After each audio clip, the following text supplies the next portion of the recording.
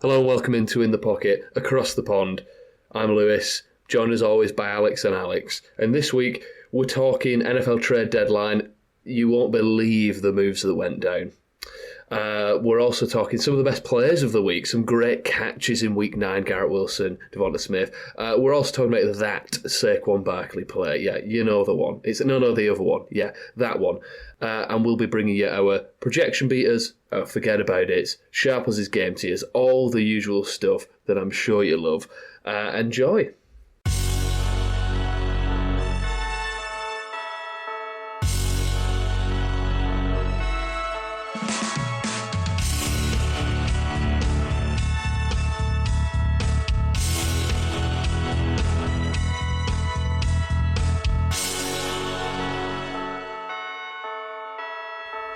Lads, I'm back. Biggest comeback of the week. Boom. I'd say. Of, week commencing November 4th. The biggest comeback of that week in the world. Me on this podcast. Let's jump right in to this week. Because I really enjoyed this week. Just because I think there's some teams that I think are showing us that they're contending. And I want to start with one of them teams. I want to start with the Rams, who beat the Seahawks in overtime, 26-20.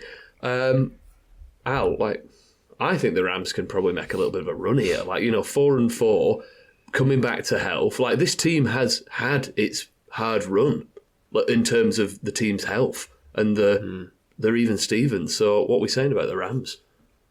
Yeah, 3-game winning streak, is it? It's one of them where you've got a team where there's still some pieces on there from the Super Bowl win a few years ago. So whenever you've got a team like that who's been there and done it, when they get into the postseason, it's kind of like they seem more dangerous. We know they're a really well coached team. It's funny how the kind of discourse out of the Rams has completely changed from 3 weeks ago, where it looked like they were kind of sell.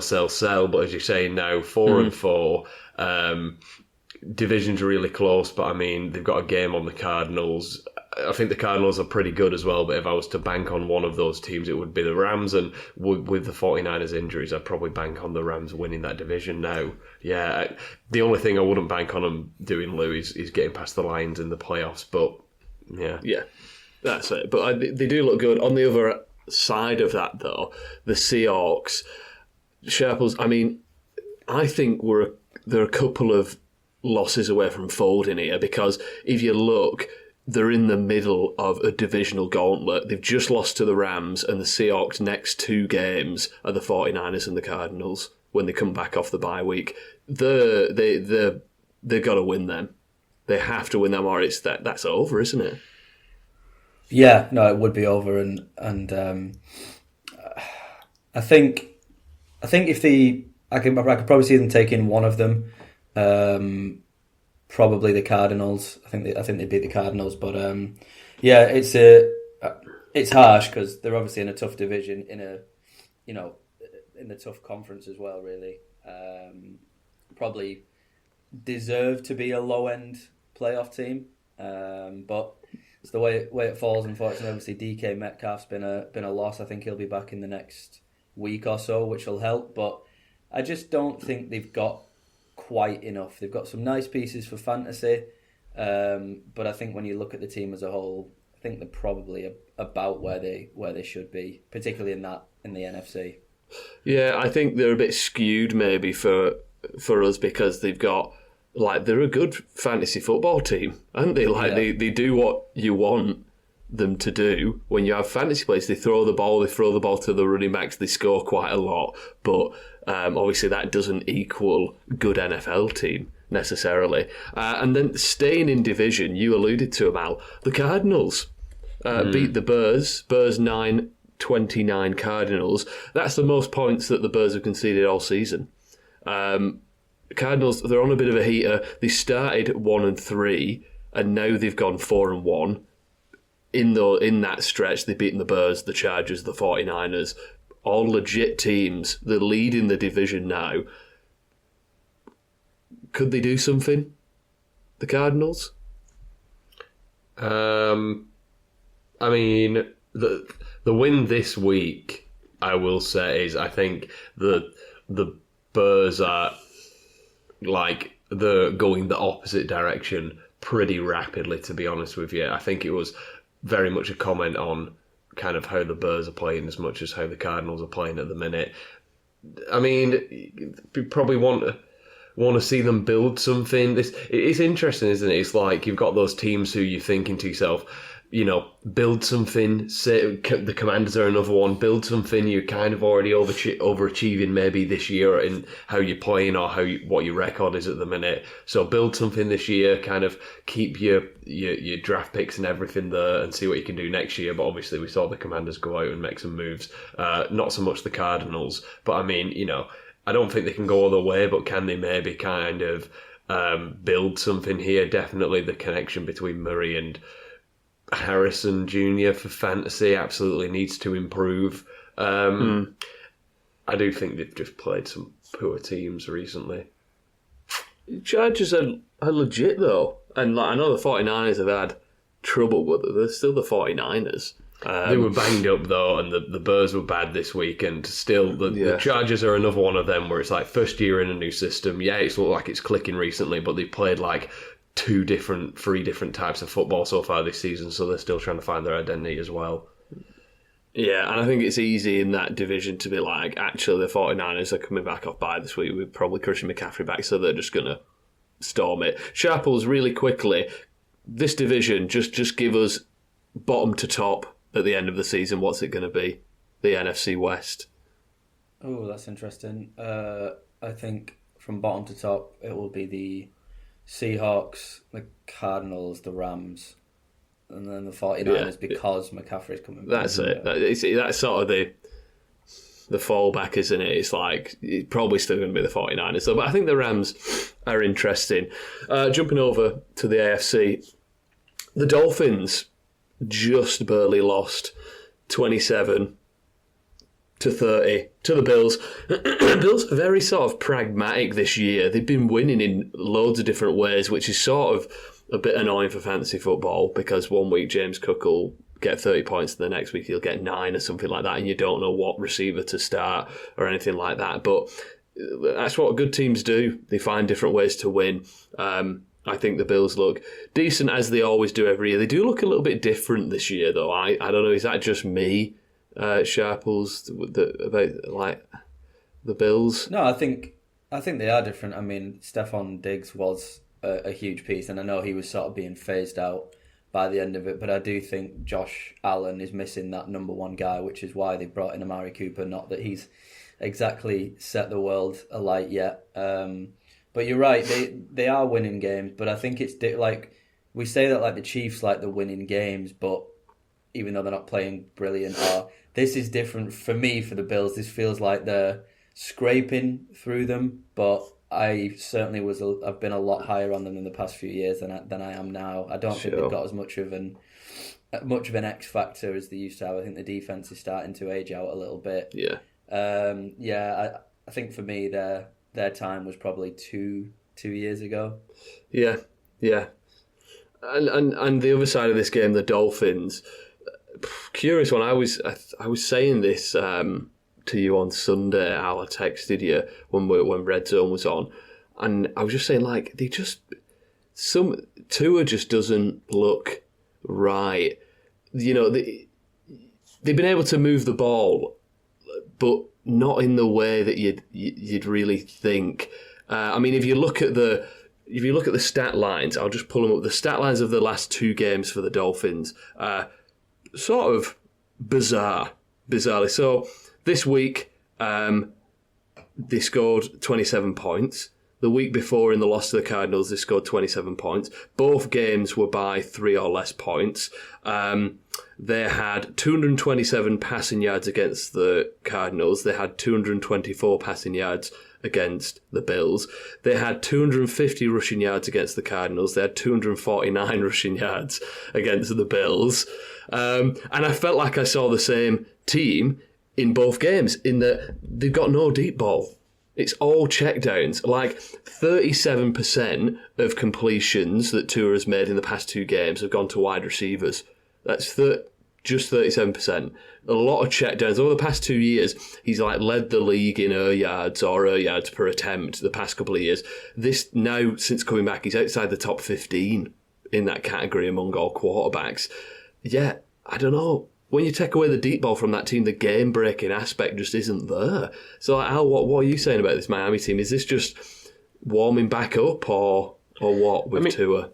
I mean, you hope so. I bought low on Tyreek Hill in a league this week just because, record is pretty good. I thought I could gamble. I've not got kind of game-breaking wide receiver. So I think if you want to take a gamble, you can probably gamble at maybe trying to get a Hill. I don't know if I'd gamble on Waddle just because of what we've seen and kind of the sample size this year. Even with Tua at this point, he's getting big enough to be maybe this team isn't very good. Yeah, Waddle, who scored a touchdown but had minus yards, was that on the day. An amazing stat line.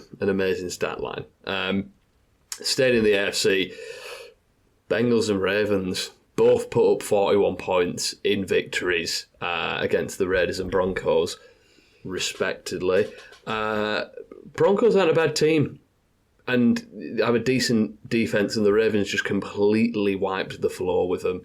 I like these two teams, and lucky for everybody who's a fan of the NFL, that's the matchup this week on Thursday night. That's the game of the year so far for me. These two teams are heating up. I do think the Browns have a bit of a banana skin, though. We saw the Ravens have a banana skin as they lost to the Browns a couple of weeks ago, and the Raiders earlier on this season. Who looks more dominant at the minute, Sharples? Because obviously the Ravens look great, but the Bengals are on a hell of a run. They're on a heater. Yeah, for me it's the Ravens. I think they're a better all-round team when you look at offensively and defensively. But the Bengals just have these games like Joe Burrow threw 5 touchdowns. Games where, or a game where Jamar Chase has 250 yards. So I think on a given day you don't want to play the Bengals, but I think long term Ravens stronger. I think the Ravens will probably go further when it's all said and done. I think the Bengals to me are a little bit more boom bust, but two fantastic displays obviously out of them both this week. Yeah, and I'll just similar to you, I'm quite shocked at this because I would probably go with the Bengals in this one just because of how it's been going. But the Bengals, if you look at the line at the minute, it's Bengals plus 6. I think it's a lot closer than that, personally. Al, what do you reckon? I mean, the Bengals did kind of just get handled last week by the Eagles, so they have been pretty inconsistent, even though obviously they've beaten a fairly average to bad team this week in the Raiders. So I would say that the Ravens have looked more impressive, even though obviously there's some kind of there's some worrying spots there with some of those losses, but the Ravens have looked on the whole better than the Bengals to me. I think that's a lot, but I also thought last week the fact that the Jets were favoured was ridiculous, and they ended up winning. So I mean, yeah, I could see the Ravens beating them by more than a touchdown personally. Okay, well, I'm taking that 6 points all the way to the bank, lads. Elsewhere, Lions beat the Packers 24-14 in a soaking wet matchup. My sweet, sweet Packers. I've been listening, lads. I have been listening. I don't just edit it on mute. Listen, I texted you. I like the players and the coach. That's all I'm saying. And I do like cheese as well. I'm not saying I'm a cheese head, but I do, And I liked in that game, Jared Goff after the game said, the men will be the dome team who can't play outside.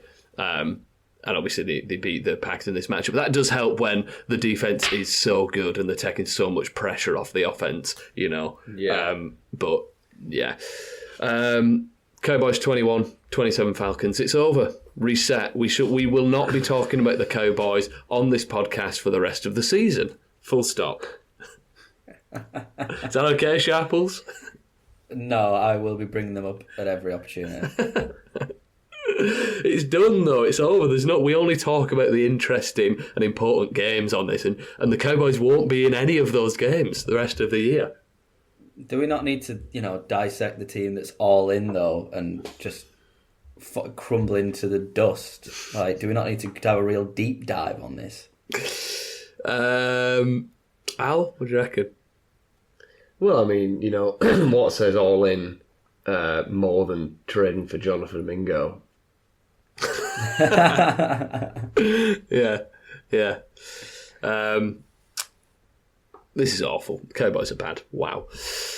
The Chiefs are 8-0. That's all that needs to be said. Chiefs are 8-0. Let's get onto our categories. Impressive victory. Sharples. Went for the Ravens. It was probably going to be between the Bengals and the Ravens, but I thought that the Ravens played a better team in the Broncos. Obviously, Broncos' defense has been good for the majority of the year, but past few weeks the offense has really come good as well. And so for the Ravens to put up that many points and limit the Broncos to that few points, because they got to the red zone quite a few times, but the Ravens just seemed to keep holding them out. So just thought it was a really complete display. Yeah. Al? I thought the Chargers looked pretty dominant against the Browns. I never really had much faith in the Browns making this big turnaround or anything, but I thought it was a dominant performance, kind of silencing that crowd, literally. So yeah, I'm going to go the Chargers. Yeah, just on that, just quickly on that, like the whole Jameis Winston thing, I sort of don't get it, because people seem like they're misremembering. They've got like rose-tinted glasses for what Jameis Winston was in Tampa like 5 years ago. Jameis Winston hasn't been that gunslinger, 500 passing yards a game quarterback in a long time. He certainly wasn't that at the Saints. So yeah, I'm not really buying that either. My impressive victory was the Cardinals, because like I said before, they put the most points up against this Bears defense all season, and I think they're beating pretty decent teams. Not buying it, win Sharples. I went Titans. They beat the Patriots, because everyone seems to beat the Patriots this year, but really don't like them, don't like watching them. They've had Mason Rudolph for the past few games, and now Will Levis comes back to inevitably throw 5 interceptions while he's on the ground. Just a bit of a pointless team. Agreed. He is fun though to watch. He is fun. Yeah. Al? Yeah, I went with the Panthers. They're still, really bad. They just happen to come up against a team that's in some turmoil themselves at the minute in the Saints. I also went the Panthers because, this is me reading a stat. They're the first team in the Super Bowl era to win a game with under 250 total yards, 0 takeaways, and having allowed over 425 total yards to the opposing team. And then, worst team in the league, say it together, 3, 2, 1, the Saints. Cowboys. Just me? I'll give you that one because they are awful. Best players of the week. Let's start by talking about some of the best plays of the week, and that'll lead us on, because my oh my, it was like watching a fishing tournament out there, because there was a hell of a lot of catches. Catch of the week, let's call it, this section. Garrett Wilson against the Texans, that was mental, really good. And then I don't know how it was DeMarcus a catch, by the way, but whatever. You are?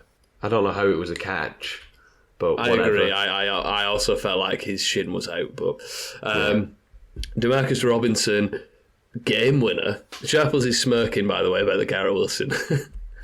He's got a very narrow shins. DeMarcus Robinson against the Seahawks was like, okay, seen that, I'll raise you a one-handed walk-off overtime touchdown. And then Devonta Smith goes and pulls out what I thought was the best catch of the weekend. I don't know if you saw it. The Devonta Smith one was crazy. And that was a catch. Unlike cheating Garrett Jets Wilson. But what this segment is really leading me towards is the best player on the week, Saquon Barkley. 199 total yards, 2 total touchdowns, and that play. goodness, that was outrageous. Yeah. But why the audacity to even try that? Like, what is he doing? The guy, I don't know who the defensive player was, but sit down. Sit down. It's just annoying because, like, you just want him to run it for like, in the end, it was like, what, a 10-yard play? Yeah. It was just absolutely miraculous. Yeah. And he leaped over a guy, like later on in the game as well. Not as, the next leap was a bit like whatever. Whatever, yeah. But that was crazy. McBride also had a nice leap. I don't know if you saw the McBride. Yeah. He got very high. He has some plays as well. McBride is really, like, might not be like game breaking fantasy. He's been nice, but some of the plays that guy makes are just tough. Just tough. He also vultured a 2-yard rushing touchdown from my James Conner, which was, oh my god, that was infuriating. Yeah. Literally, I don't know if you saw it. I think it was the opening drive. No, I did. He just kept giving the ball to James Conner. Like, I think he'd had sort of 40 rushing yards on the play. Just every time he was going for like 5 to 8 yards. Got right to the red zone. I thought, let's go. And then, just hands it off to McBride to just walk in. Yeah. Unreal. JSN. 7 receptions, 180 yards and 2 touchdowns. I don't think that's prescriptive of every week. But listen, I mean, you can say all you want about they were down, they had to throw it, it was desperation, and then it was overtime. Listen, you aren't a bum if you put up those numbers. Odell Beckham Jr. isn't putting up those numbers, should I say. He looked mint. He looked really, really good in this one. Devon Achane, he was 8 receptions for 58 yards and 1 touchdown. That's just through the air. I've not even got his rushing stats. There's no point. I mean, mental. Garrett Wilson still putting up. I mean, if you look at Garrett Wilson is like the wide receiver 2, maybe 1 on the season right now. He was 9 for 90 and 2. Since he had that ridiculous 30 targets or whatever in London, he's been really, really good. And I don't know if Devontae Adams is... I feel like maybe Devontae Adams is just helping that because he's drawing some of the main coverage or something like that. But Garrett Wilson's been really good for your team in the past month over. Jalen Hurts, 3 total touchdowns, 67 rushing yards in this one as well. I think we're starting to see that Jalen Hurts fantasy football league winner that we saw. Was it last year or the year before? Last year it was maybe a bit underwhelming. Yeah. Zay Flowers, 5 receptions, 127 yards and 2 touchdowns. He looks bloody good as well. Joe Burrow, like you said before, Sharples, 5 touchdown passes. That's the second time he's done that this season, which is exactly what you want from a pocket passing quarterback. This is mental. How many, both of you, how many total yards do you think Alvin Kamara had against the Panthers in the game that the Saints lost? Total under 100, 110. Sharples? I've got no idea. I don't know if he played well or if he played good. I feel like you wouldn't be asking it unless it was strangely low. So bear in mind he's in the best players segment. Okay, so he did well. 180. 215 total yards. Wow.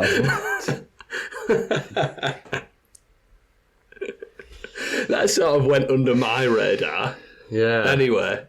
I just don't pay attention to the Saints anymore. So. He was the 8th best player on the week overall, every position, and he didn't score a touchdown. Wow. Yeah. Still doing it. DeAndre Hopkins, 8 for 86 and 2. Looking pretty nice there. I'm still worry. Demarcus Robinson, as we said, 6 for 94 and 2. Mike Gesicki, 5 for 102. He busted like a 60-yard touchdown. Don't know what on earth he was playing at there. Derrick Henry, 106 rushing yards, 2 touchdowns. This guy's first ballot. Am I wrong? Mm-hmm. Yeah, he is. He will be. First ballot, because he's in terms of stats wise, he's in the range of, LaDainian Tomlinson and all those guys right now. So yeah, has to be. I think when he does leave the game, I think we will then probably be like, oh yeah, this guy was the best running back in the league for a long time. J.K. Dobbins, another nice game. Daniel Jones had a nice game. Lamar Jackson, 280 for 3. He's the MVP for me. Clearly the MVP, Lamar Jackson. He's 17th in the entire league in rushing yards. In the entire league. Running backs, quarterbacks, all that. And he's also tied second for passing touchdowns with 20, and tied second in passing yards with 2,379, and only has 2 interceptions. That's mental. All of those stats are crazy for one guy to be at. Amazing from Lamar Jackson. Patrick Mahomes, he's in the best players segment. I can't remember when he's ever been in this segment in the past. But 291 for 3, best regular season game in a long time. His first game without a pick this season. Fair enough to old Patty Mahomes, the old underdog of this podcast, Patrick Mahomes. And then Travis Kelce, I just want to shout him out as well, 14 for 100. We're seeing some prime numbers from Kelce. I know you have him on your team, Al, in the main league. Yeah, we're seeing some prime numbers. Picked him last week because I said that I think he's going to... I think this is Kelce back now, and I feel like we can say that for sure now. Yeah, I think that over the past 2 weeks, 28 targets, 24 catches, 190 yards and a touchdown. Yeah, he's back. Since Rice got injured, he's the tight end 2 in points a game, and he's only the tight end 2 because George Kittle is playing out of his mind at the minute. And Cade Otton, another good game. But the worst players on the week, Kyler Murray and Marvin Harrison Jr., this was just sort of prescriptive. The Cardinals ran all over the Bears with James Conner and Trey Benson and all those guys. So Murray and Harrison didn't really have much to do in this one. Jonathan Taylor, again. I say again. Taylor's been good. Taylor's been solid. I'm putting Puka Nacua in this segment. In the worst players segment. I'm putting him in because he was ejected in the first half. An injury is out of the player's control. Getting ejected is in your control. So he's in the worst players segment. He had 1 catch for 11 yards, I think. Yeah, he wasn't doing much anyway. Cooper Kupp was catching everything. And then I think it was harsh. I think it was more of a shove. The ref deemed it a punch. Agree to disagree on that one. Yeah. But, he didn't help your fantasy team at all. DJ Moore, 3 poor performances in a row for DJ Moore. In the past 3 games, DJ Moore has 10 receptions for 80 yards. What's going on there, really? Like you said, Al, maybe maybe they were pulling the wool over our eyes a little bit earlier in the season, the Chicago Bears. Brian Thomas Jr., poor game, maybe he was hampered by that chest injury. Oh, Al. Nicholas Chubb. 15 attempts, 39 rushing yards. Is this the end of Nick Chubb? Probably. He's had some pretty horrible matchups to kind of come back into, and he's getting the usage, but it's just awful. It's awful. It's not good. I don't know if I'd drop him just yet. Maybe bench him for another week, but if you don't see any improvements, then yeah, chuck him to the waiver wire. Yeah. Joe Flacco, Michael Pittman. Maybe Joe Flacco isn't Jesus Christ, the Colts' Lord and Saviour, because that was a poor game. Poor game from the Colts. Kyle Pitts had a poor game, and Travis Etienne as well. Oh, I know. Like this is fun. You texted me and Sharples out on Sunday, asking you had a start-sit decision, and it was Chubb and Etienne, and. They're both in this segment because they both did poorly, but I did. I said Etienne Sharples, and he did. score 1.5 points more than him or something.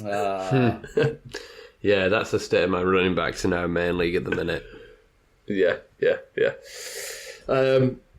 Let's jump over to some news and injuries though before we hold ourselves accountable, because there is some news this week. It was the trade deadline, and this segment is going to be about as climactic as the trade deadline itself was.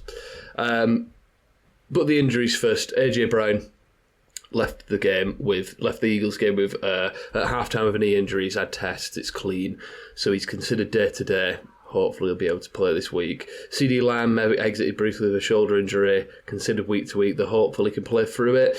Dak Prescott isn't going to be playing through his hamstring injury, though. He's going to be out multiple weeks, so the backup Cooper Rush is going to be in for the Cowboys, which is just what they need, I think. Just what they need. Bit of a change. Cooper Rush is like 5-1 as a starter, you know? I'm sure that's all on him as well. Yeah, definitely. That's all on him. Drake London forced out in the first quarter with a hip injury sustained on a pretty decent touchdown catch. He's considered day-to-day as well. Chris Olave, this one was grim. Big hit, 2 players came in on Olave as he caught the ball either side.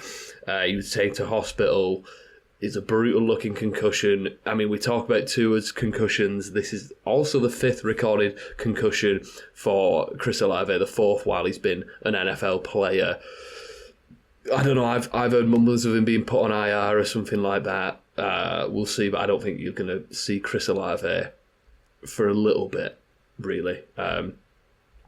T. Higgins missed a game with a quad injury. He still isn't practicing. Obviously, they're the Thursday night game, so keep an eye out for that. Brian Robinson Jr. also missed with a hamstring injury. Keon Coleman exited with a wrist injury. Amari Cooper missed with a wrist injury. What's the deal with wrists in Buffalo? Get one of those things. What's that called? I'm gesturing with my hand. You know, the things that you squeeze? A stress ball? No, it's like a... I don't know. You can get a stress ball as well, I guess. But yeah, shore up your wrists, please. In Buffalo. That's the end of that. And also, I've just typed here Mahomes spaghetti ankles. Because he injures his ankle again. I feel like he injures his ankle every year. But he was fine. He came back in the game. He's not going to miss any time.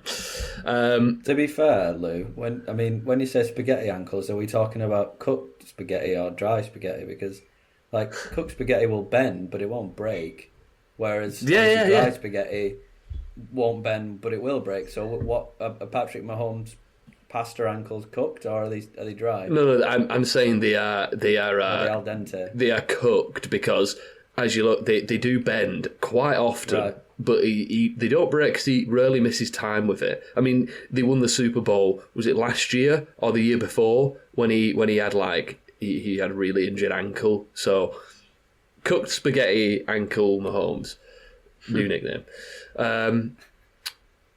Christian McCaffrey could return this week. He's practicing. Nico Collins could return this week. I just think that's 2 massive bits of news because I don't know about you lads, but I think those 2 guys could be the number 1 at their position rest of season. So that is massive that those 2 guys are coming back.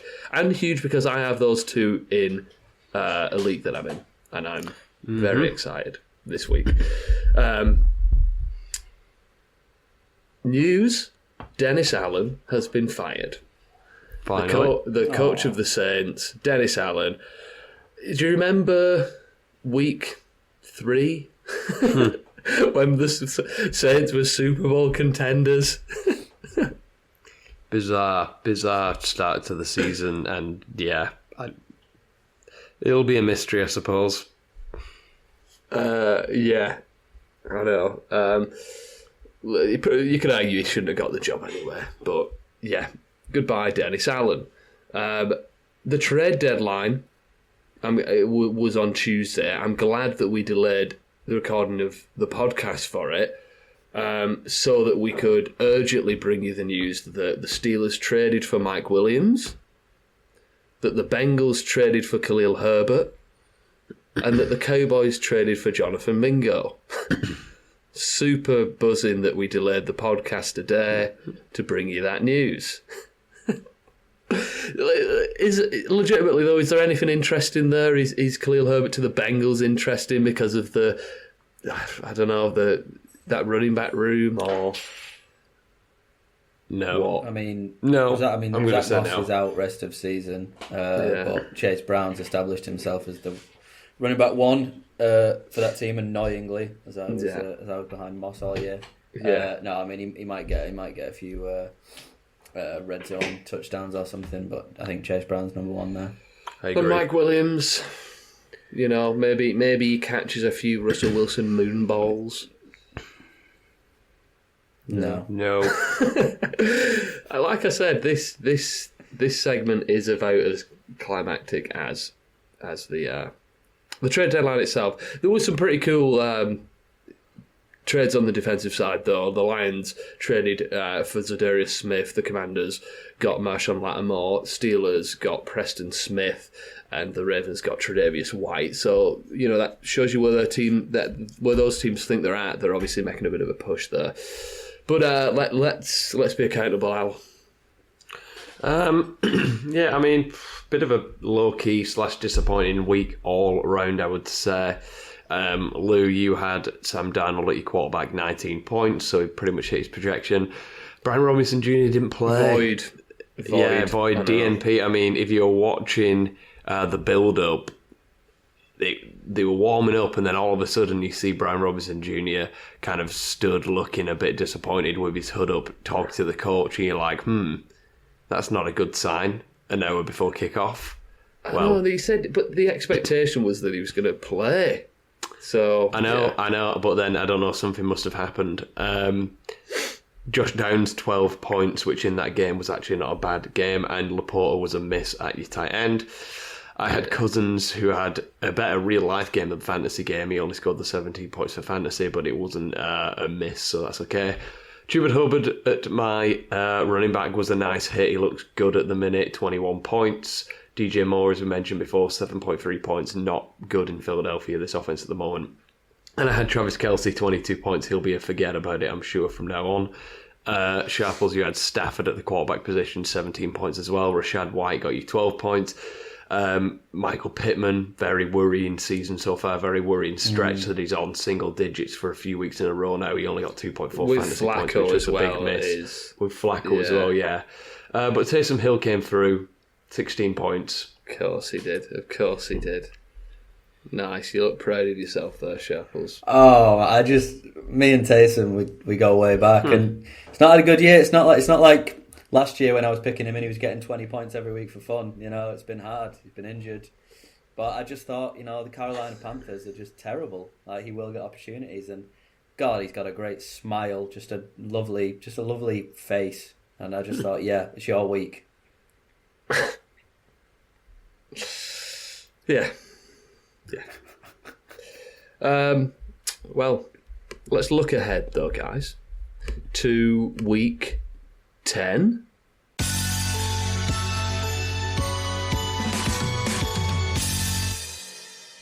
Question mark? Already Yeah, week 10. Less than a month away from fantasy playoffs.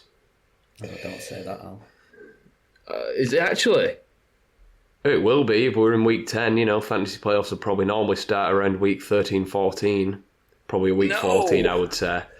Week 4, 15, 16. In the main league.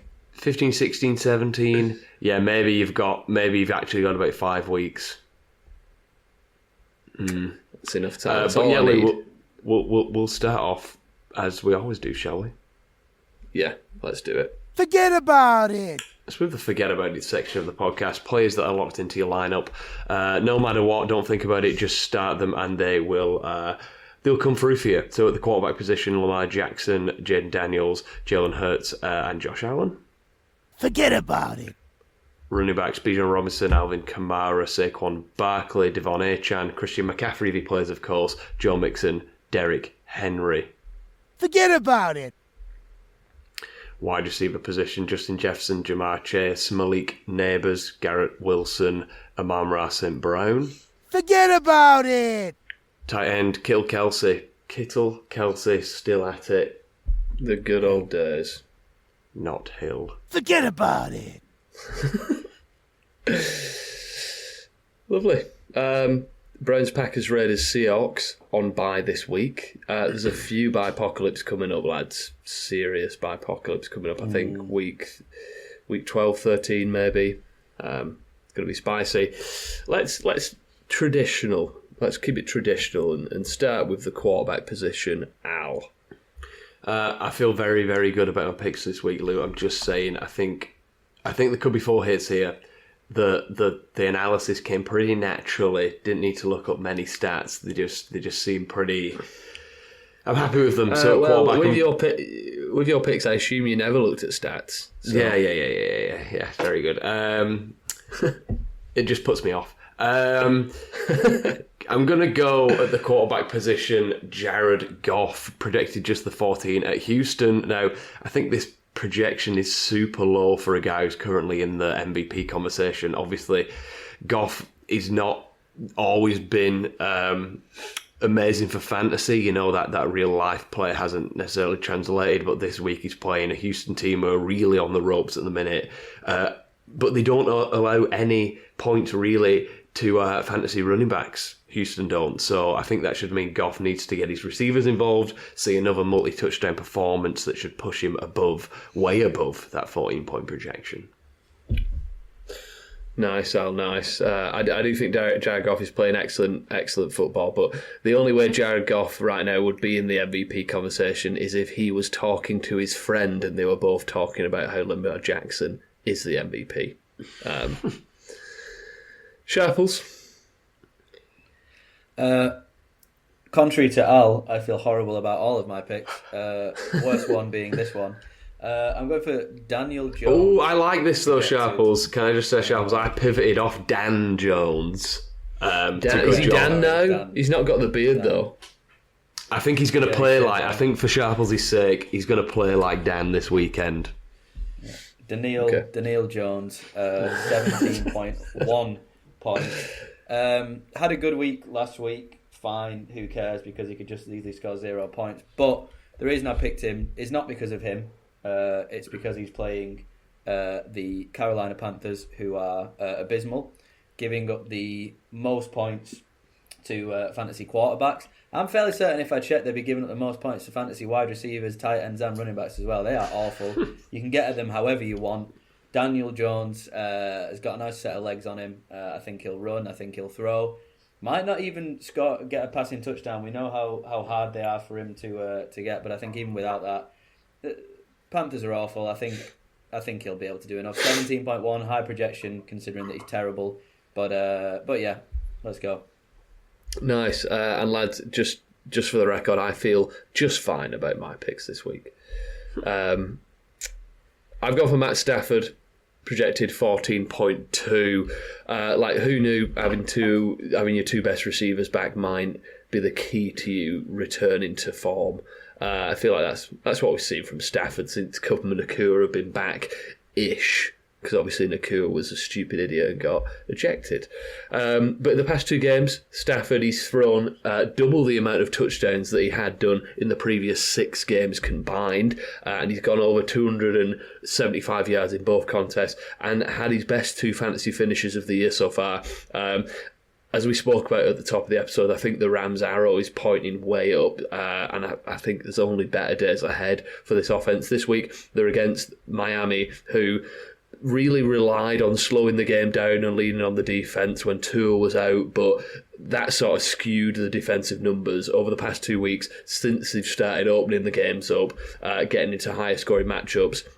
That defence has started to leak, especially in the passing game. They've given up over 20 fantasy points a game to the quarterback in the past 2 games. So I don't see any reason why Stafford and the Rams slow down in this one. Running back, Al.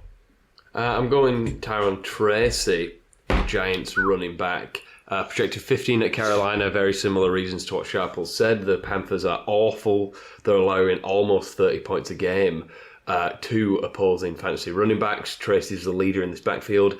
I do think Dan Jones has a good rushing floor, so kudos to Sharples, but it's Tracy who's going to get the bulk of the carries here, and he's looked really sharp recently as well. Panthers team, they've given up a league-high 15 rushing touchdowns this year, so I would start Tracy everywhere you have him with confidence. Nice. Sharples? I've picked Daniel Jones's brother, Aaron Jones, running back for the Minnesota Vikings. High projection, scarily high projection, 17.7, which is pretty much on par with the likes of Kyron Williams and Breece Hall. But I think it's with good reason.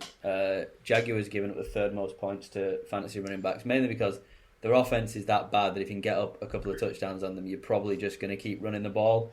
I'm hoping that's the way the game script is going to go. Vikings get a couple of early touchdowns, and then when they do, Jones is pretty much the only thing in that backfield. 19 carries, 21 carries in his last couple of games, should have the volume. Sneak yourself in for a touchdown, and that'll be a nice hit for me.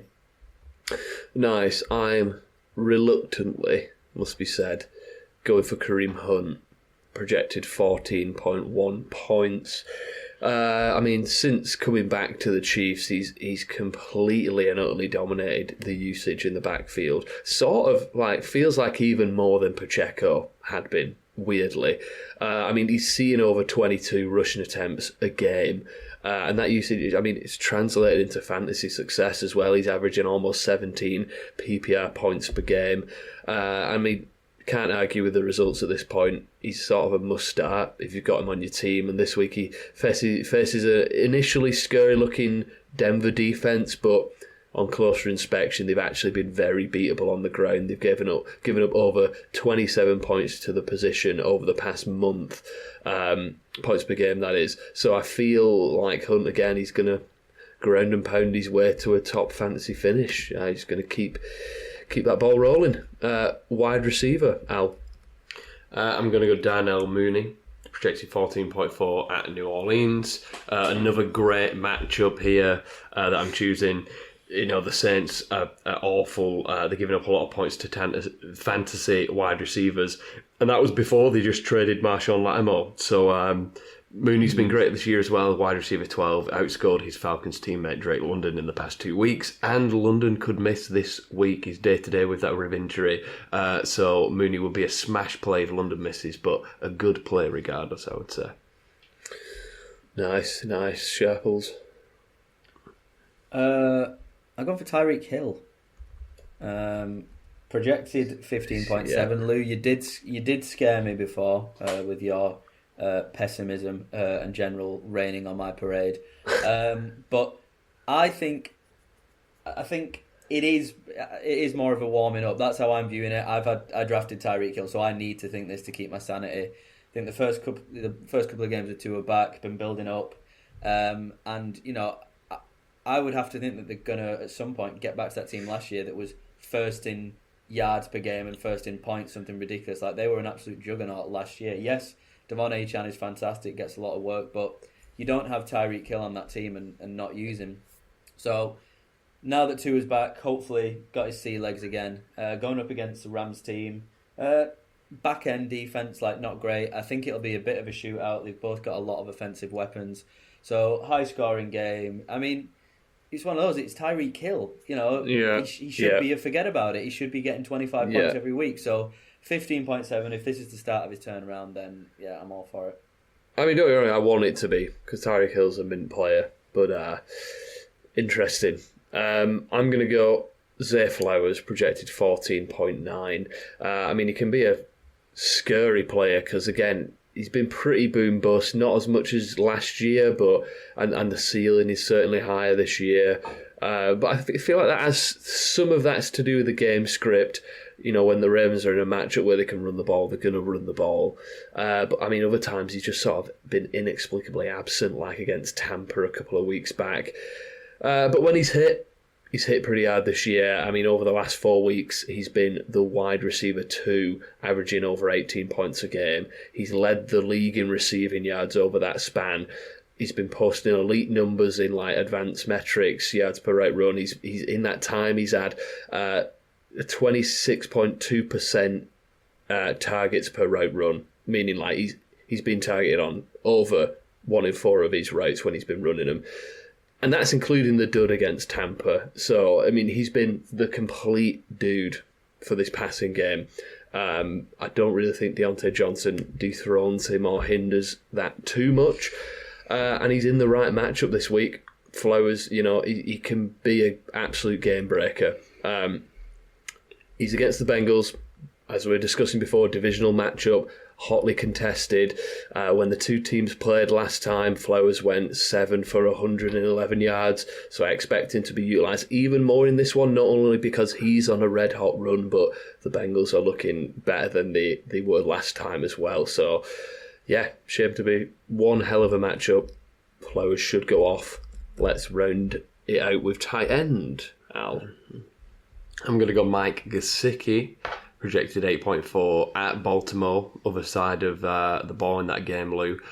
Really, really good matchup against the Ravens. This Ravens team can't stop anyone this year through the air. They've allowed a league high receiving yards, I should say, and joint second high receiving touchdowns of 18. So it's a really juicy matchup. And what's pretty exciting for Gesicki owners for fantasy is that it looks like T. Higgins might miss the game again. Wasn't spotted at practice on Tuesday. Did he say, was the reports out on Wednesday yet, Lou? I can't remember what he said, sorry. Keep chatting, Al. I didn't see the report for Wednesday. I've only seen it for Tuesday. I know he wasn't practicing then, so yeah, just give me one moment. That's fine. The report, just because the report I saw said, if realistically, if he's going to play on Thursday, he needs to be at least limited on Tuesday if he wants a chance of playing, and he wasn't on Tuesday, so it looks like he's going to miss again. He's non-participant. He's doubtful. Yeah, you're not going to have T. Higgins. He's not practiced all week. And there's all sorts going on with rookie Jermaine Burton. Look that one up. But, Gesicki, he's got 14 targets over the past 2 games without Higgins there. That's turned into 39 fantasy points, putting him at tight end 3 over that period. So I'm kind of banking on Higgins missing, which it sounds like he's going to. So if he does, then Gesicki should be really great in this game. Should see a lot of volume.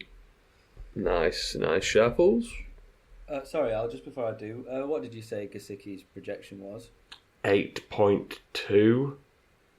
If I told you it was 11.3, would you still pick him? Because it's gone up because he's doubtful. Okay, I'm calling my shot. I'm going to up it to 11.3. Even though rules-wise, when I picked this player, it was at 8. I realise that now with the T. Higgins reporting coming out, that projection's gone up. I can see it only going even further up when T. Higgins gets ruled out. So we'll cap it at 11.3, shall we? But yeah, Sharples, I'll call my shot. I'll take it.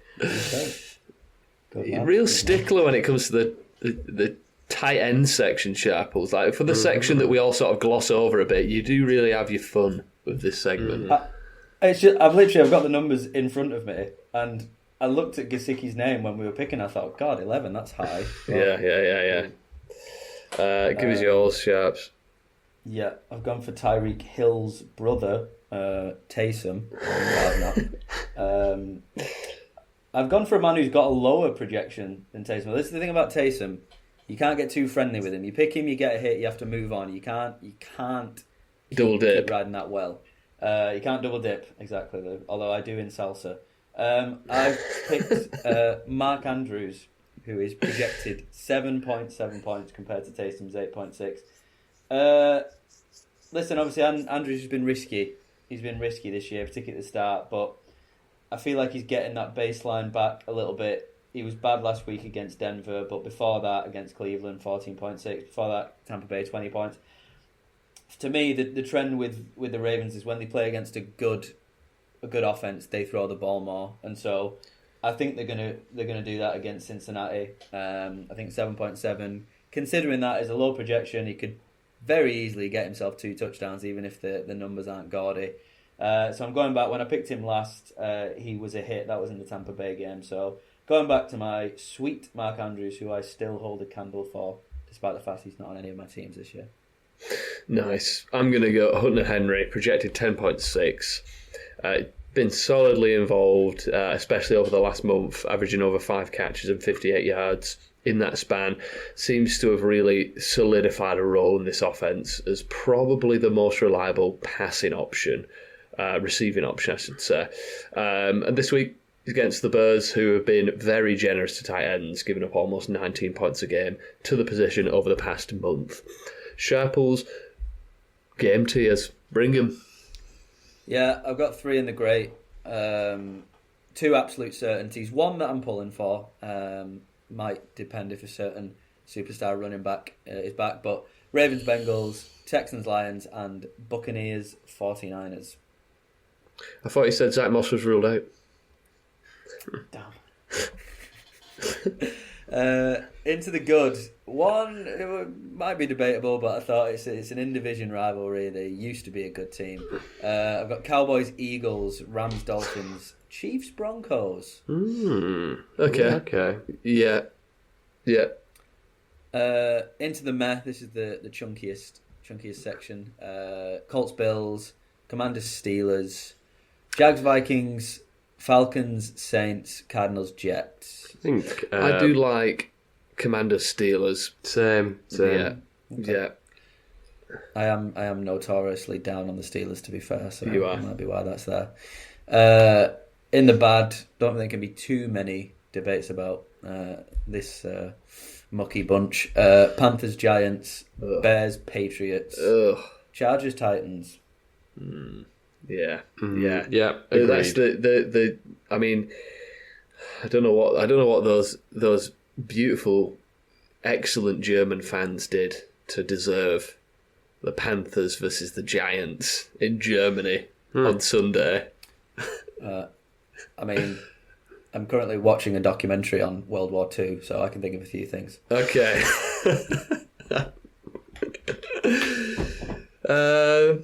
Is that it? Is that the game tiers? That was it. Yeah. Nice. Okay. Lovely stuff. Any closing thoughts, lads, before we round it out? Just as a second to that, I know lots of lovely Germans, and that was just a joke. Yes. Yeah. I think we Yeah. have German listeners potentially. And they're all Guten great. Tag. Guten Tag. They cut off a lot of our cocoa bean access, is what I was referring to in World War II. It wasn't much chocolate around. Nice. Yeah. Yeah. Those pesky U-boats. Yeah. And that'll do us, I think. That will do us. Also, sorry, one more. Apologies. Last week, I made a statement about who the potential Moors murderers was. It's since been confirmed that it was not Fred West. I know. I told you it wasn't Fred West. You know what? I was listening to that, and I did think you were right, Sharples, but I didn't. I didn't bother looking it up. Was it not Ian Brady? It was. Yeah. Apologies. The closing thoughts aren't usually as morbid as this. Oh, there you go. Yeah. Should have saved it for the Halloween one, shouldn't I? Yeah, next year. On that lovely, joyous note, enjoy week 10. Enjoy. We'll see you next week. See ya. Goodbye. See ya. Bye-bye.